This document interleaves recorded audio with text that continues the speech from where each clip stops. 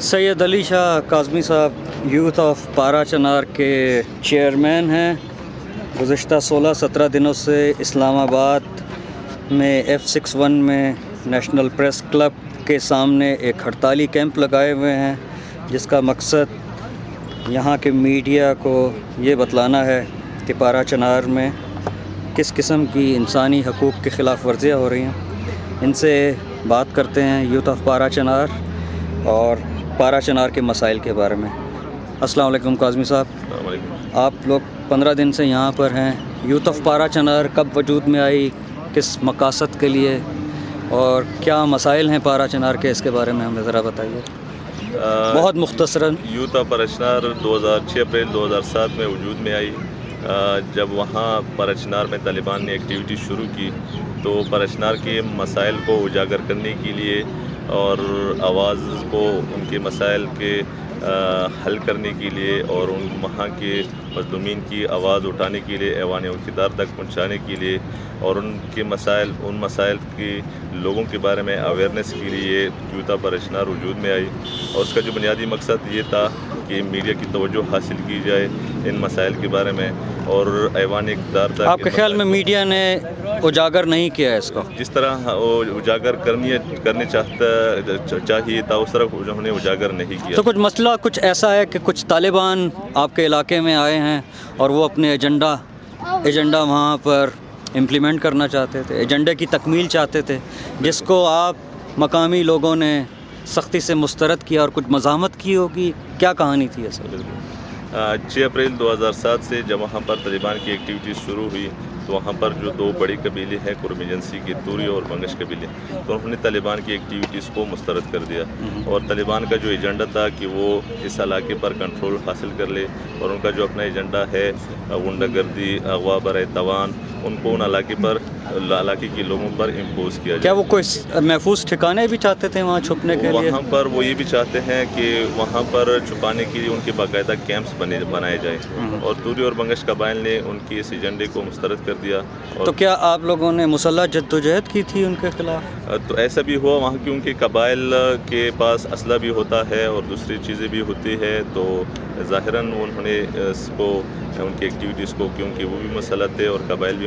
کتنے طالبان ہوں گے تقریباً اس علاقے میں؟ اس علاقے میں اس طرح تو مختلف جگہوں سے طالبان آتے ہیں، کیونکہ وہاں پر لوکل طالبان بھی ہے، لوور کورو میں اور سینٹرل کورو میں. افغانی طالبان بھی ہے اور باہر سے آئے ہوئے چچن ازبک کے طالبان بھی ہے. زیادہ کون سے ان میں؟ اس میں زیادہ تر وزیرستان سے جو آتے ہیں وہ طالبان ہیں، یعنی پاکستانی طالبان کہہ لیں اسے. اور لوور کورو میں باقاعدہ انہوں نے ٹھکانے بنا دیے ہیں اور سینٹرل کورو میں ان کی ٹھکانے 2007 سے 2007 سے وہاں پر ہیں. کتنے طالبان ہوں گے اس وقت وہاں؟ اس کی تعداد تو اسٹیمیٹ نہیں کی جا سکتی. ہزاروں میں ہے، سینکڑوں میں ہے؟ ہزاروں میں ہوں گے لوگ، 2-3 ہزار کے قریب. جس طرح ابھی کوئی اسٹیمیٹ نہیں کیا جا سکتا، لیکن ان کی تعداد ہزاروں میں ہے، کیونکہ ان کی باقاعدہ وہ ایک آرگنائزیشن ہے تو اس کے تحت وہ کام کرتے ہیں. اور یہ ذرا پارا چنار کا بتائیں گے ذرا. محل وقوع بہت اہم علاقہ ہے، پارا چنار افغانستان سے بھی لگتا ہے، پاکستان کے ٹرائبل ایریا سے بھی لگتا ہے، ذرا بتائیں گے. پارا چنار کرم ایجنسی کا وہ ہے دارالخلافہ ہے، اور کرم ایجنسی پاٹا کی 7 ایجنسیوں میں سے ایک ایجنسی ہے. اور پاٹا جو ہے وہ ڈائریکٹ جو فیڈرل گورنمنٹ ہے اس کے تحت آتا ہے.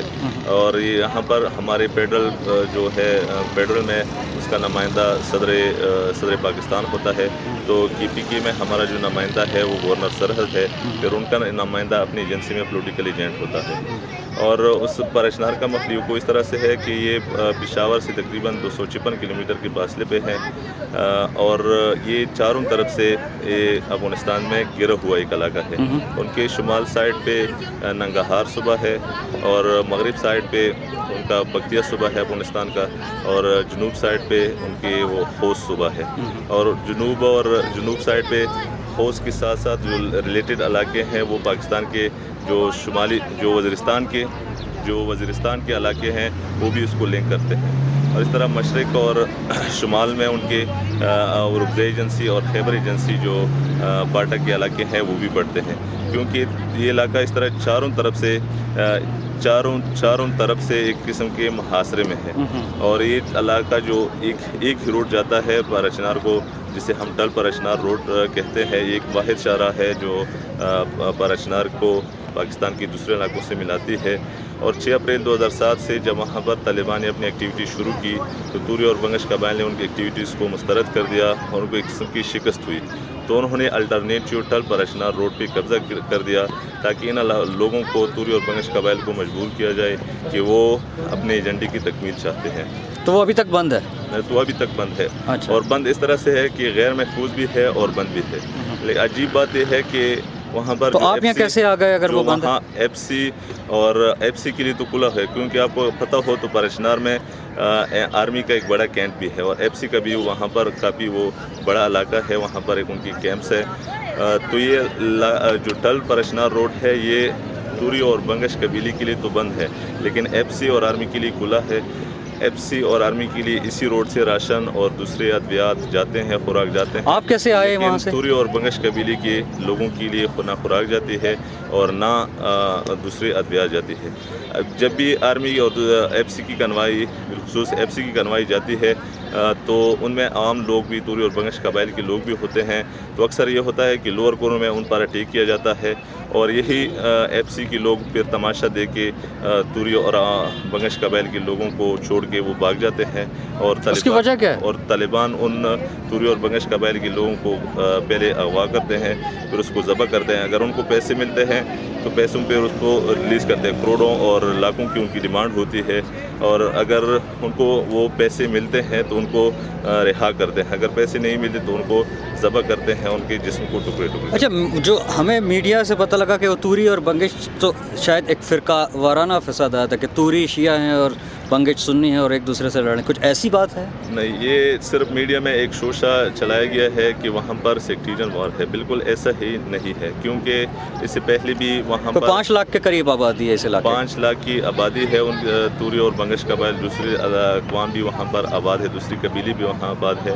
یہ سیکٹیرین وائلنس نہیں ہے، بالکل توری اور بنگش قبیلے اور طالبان کے درمیان لڑائی ہے، اور یہ مسئلہ بھی توری اور بنگش اور طالبان کے درمیان ہے، کیونکہ توری اور بنگش قبائل طالبان کی ایکٹیویٹیز کو نہیں مانتے۔ یہ دونوں شیعہ ہیں کیا یا سنی ہیں؟ ان کی کمپوزیشن کیا ہے؟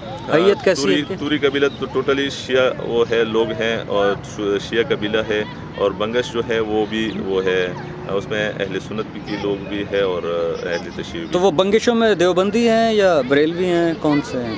اس کا مجھے کوئی ڈیٹیل میں پتہ نہیں ہے، لیکن سارے وہ اہل سنت کے ہمارے بھائی ہیں، وہ بھی ہمارے جو اہل سنت کے دوست ہیں وہ بھی ان لوگوں سے تنگ ہے، کیونکہ وہ بھی طالبان کی ایکٹیویٹیز کو مسترد تو کرتے ہیں۔ آج کیا صورتحال ہے؟ یہ تو ابھی ایک معاہدہ بھی ہوا تھا، امن معاہدہ، کچھ مہینوں پہلے، پہلے نے جس کو طالبان نے کہا تھا کہ کوئی بھی قبیلہ اگر اس کی خلاف ورزی کرے گا تو ہم اس کے خلاف ایکشن لیں گے۔ یہ ایک معاہدہ جو ہوا تھا یہ اکتوبر 2008 مری میں ہوا تھا، اور یہ نہیں، ابھی 2011 میں میں اس کی ڈیٹیل بتا دیتا ہوں کہ توری اور بنگش قبیلے اور وہاں پر جو دوسرے قبیلے ہیں ان کے درمیان یہ معاہدہ ہوا تھا، اور باقاعدہ وزیر داخلہ نے اس کی امپلیمنٹیشن کا ذمہ لیا تھا، لیکن بدقسمتی سے اس معاہدے پر عمل نہیں ہوا، اور یہ پھر 3 فروری 2011 کو اس معاہدے کی امپلیمنٹیشن کے لیے ایک اور معاہدہ وزیر داخلہ رحمان ملک نے کروایا۔ اس کا مقصد یہ تھا کہ اس معاہدے کو بدستور اسٹیپ وائز وہ کو امپلیمنٹ اچھا، آپ کہہ رہے ہیں کہ توری اور بنگش میں کوئی جھگڑا نہیں ہے، جب کوئی جھگڑا نہیں ہے تو ان دونوں میں معاہدہ کس بات کا؟ کیسے؟ آپ کہہ رہے ہیں کہ میڈیا یہ غلط بتا رہا ہے کہ توری اور بنگش قبیلے میں کوئی فرقہ وارانہ فسادات ہو رہے ہیں، ایسی بات نہیں ہے۔ اگر ایسی بات نہیں ہے تو پھر معاہدہ کس بات کا توری اور بنگش کا؟ یہ وہاں پر دوسری قبیلے ہیں، منگل قبیلہ ادھر آباد ہے، تو ظاہراً یہ ہے کہ جو منگل قبیلہ ہے اور جو وہاں پر دوسری قبیلے ہے وہ طالبان کو ایک سپورٹ کرتے ہیں، کیونکہ انہوں نے لوکل ان کو سپورٹ دیا ہوا ہے اور ان میں لوکل طالبان بھی موجود ہے۔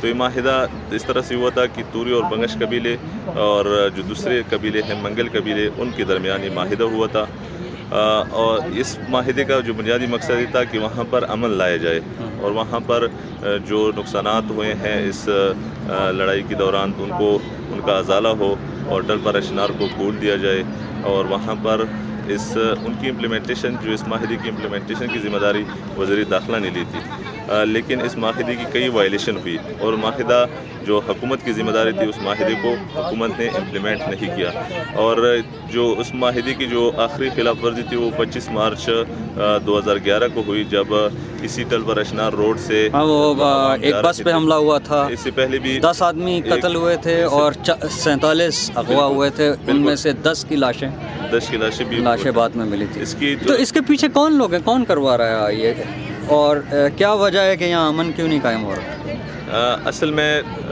جو ہمارے ادارے ہیں، ہمارے پاکستان کے اپنے ادارے ہیں، ہم اس کو اسٹیبلشمنٹ کہتے ہیں، وہ یہ چاہتے ہیں کہ وہ اس علاقے میں اپنے کیمپ، طالبان کی کیمپس کو آباد کرائیں، اور اسٹیبلشمنٹ یہ ISI وغیرہ جو ہے، جو بھی کہیں پاکستان آرمی جو ہے، پاکستان کے کچھ ایسے ادارے ہیں جو یہ چاہتے ہیں کہ لوور کورو میں اور سینٹرل کورو میں طالبان کے جو ٹھکانے ہیں ان کو وہاں پر محفوظ بنایا جائے اور وہاں پر ان کی کیمپ بنائے جائیں، اور یہاں سے پھر اب یہ لوگ افغانستان میں کارروائی کریں، کیونکہ اسٹریٹجیکل، اور اگر آپ کو پتہ ہو پرچنار کابل سے تقریباً بہت کم فاصلے پر پڑتا ہے۔ یہ واحد پرچنار ایک ایسا علاقہ ہے جو کابل سے پاکستان کی دوسرے علاقوں کی نسبت کم فاصلے پر پڑتا ہے، اور یہ ڈائریکٹ ان علاقوں کی جو ننگہار صوبہ ہے، پکتیا صوبہ ہے اور خوست کا جو صوبہ ہے، وہاں پر یہ طالبان کی ایکٹیویٹیز کے لیے ایک مفید اور بالکل افیکٹو ایریا ہے،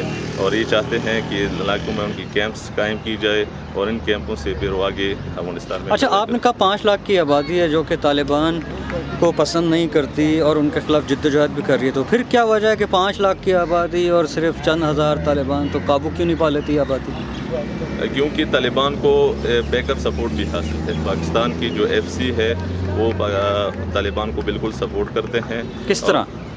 ہر قسم سے وہ سپورٹ، مثلا کوئی ایک مثال دیجیے۔ اس کی مثال اس طرح سے ہے کہ جب یہ کنوائی جاتی ہے ٹل پر اشنار روڈ پہ تو یہ FCC کی ذریعے نگرانی جاتی ہے، اور جب یہ کنوائی لوور کورو میں پہنچ جاتی ہے تو وہاں پر طالبان یا لوکل طالبان یا وزیرستان یا دوسرے علاقوں سے، ورکزئی ایجنسی سے یا خیبر ایجنسی سے آئے ہوئے طالبان وہاں پر انہوں نے ایک باقاعدہ ان کی کیمپ کی صورت میں موجود ہے، اور جب یہ لوگ اس راستے سے جاتے ہیں تو FCC کی نگرانی کروائی جاتی ہے، تو وہاں پر لوور کورو میں ان پر اٹیک ہو جاتا ہے، اور یہی جو FCC جو لوگوں کی حفاظت کے لیے کنوائی میں رکھی گئی ہے، پھر یہ لوگ جب اٹیک ہو جاتا ہے تو یہ لوگ ان کے ساتھ مل جاتے ہیں، بلکہ اللہ اکبر کے نعرے بھی ان کے ساتھ بلند کرتے ہیں۔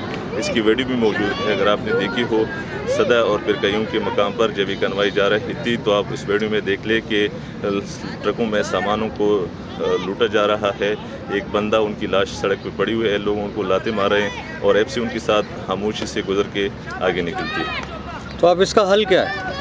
اس کا بنیادی حل یہ ہے کہ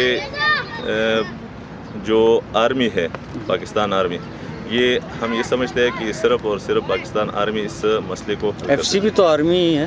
FCC میں ایسے لوگ ہیں جو وزیرستان کے لوگ بھی ہیں، اس میں ورکزئی ایجنسی کے لوگ بھی ہیں، اور اس میں خیبر ایجنسی کی لوگ بھی ہیں، یہ بالکل طالبان سے ملی ہوئی ہے۔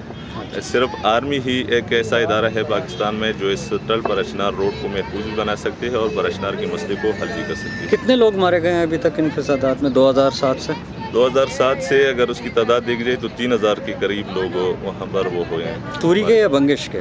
دونوں کی ملا کے 3000 سے۔ تو توری اور بنگش آپس میں سکون سے رہتے تھے جب یہ 2007 سے پہلے، اس سے بھی پہلے فسادات ہوتے رہتے؟ توری اور بنگش بالکل آپس میں بھائیوں کی طرح ہے، کیونکہ یہ لوگ صدیوں سے آپس میں بھائیوں کی طرح رہ رہے ہیں۔ جب سے طالبان کا جو وار اینڈ ٹیرر کا جو نہیں، ضیاء الحق کے زمانے سے تو وہ بھی طالبان کا ایک فیکٹر تھا۔ انہوں نے 1996 میں جب وہاں پر ایک شوشہ یہ چھوڑ دیا کہ وہاں پر بھی شیعہ سنی کی فسادات کروائے، ان کا جو بنیادی مقصد وہ یہ تھا کہ طالبان کی حکومت کو افغانستان میں باقاعدہ اسٹیبلش کیا جائے، تو انہوں نے اسی روڈ سے ٹل سے آگے جو علاقے ہیں ان کے باقاعدہ وہاں پر انہوں نے کیمپ بنائے، اس میں مشہور کیمپ جو تھے اسپینا شگا میں انہوں نے کیمپ بنوایا، اور اس طرح متاسنگر میں انہوں نے کیمپ بنوائے اور ان کے ذریعے سے وہاں پر شیعہ اور سنی کے درمیان فسادات کروائے اور آرمی اور ایف سی کو آگے بڑھا کے افغانستان بھیجا گیا اور وہاں پر ان علاقوں کو فتح کر دیا اور تقریباً ایک ہفتے میں افغانستان میں طالبان کی حکومت کو وہاں پر اسٹیبلش کیا گیا۔ اچھا، آپ لوگوں کی میں دیکھ رہا ہوں تعداد بہت قلیل ہے، تو یہ کس طرح اپنی بات منوا سکیں گے آپ گورنمنٹ سے یا آرمی سے؟ گورنمنٹ تو نہیں کر سکے گی، وہ تو بیچاری بے بس ہے۔ اگر آپ اس تعداد کو قلیل نہیں کہہ سکتے، اگر کل آپ ہمارے مظاہرے میں آئے ہوتے تو وہاں پر ہزاروں لوگ موجود تھے۔ یہ ہم نے یہ آپ لوگ کیسے آ گئے جب تھل اور پارا چنار روڈ بند ہے؟ کس روٹ سے آئے آپ؟ تو پہلے تو ہم افغانستان کے راستے سے آتے تھے، اب میں آج جو آیا ہوں وہ تقریباً 1 سال ہو گیا میں طلب سے افغانستان کے راستے سے آیا ہوں۔ 1 سال سے اب یہیں ہیں اسلام آباد؟ ادھر ہی اسلام آباد پشاور۔ باقی ایسے اسٹوڈنٹس بھی ہے کہ وہ 3 اور 4 سالوں سے اپنے گھروں میں نہیں گئے ہوئے ہیں اور وہ ابھی تک پشاور میں یہاں آپ لوگوں کی تعداد کتنی ہے اسلام آباد میں؟ اسلام آباد میں جو ہمارے اسٹوڈنٹس جو مختلف انسٹیٹیوٹ میں پڑھتے ہیں ان کی تعداد 3000 کی۔ بیسیکلی اس میں سارے یوتھ کالج کے جتنے بھی یونیورسٹیز ہیں کالجز ہیں ان کی اسٹوڈنٹس یوتھ میں شامل ہیں۔ بہت شکریہ۔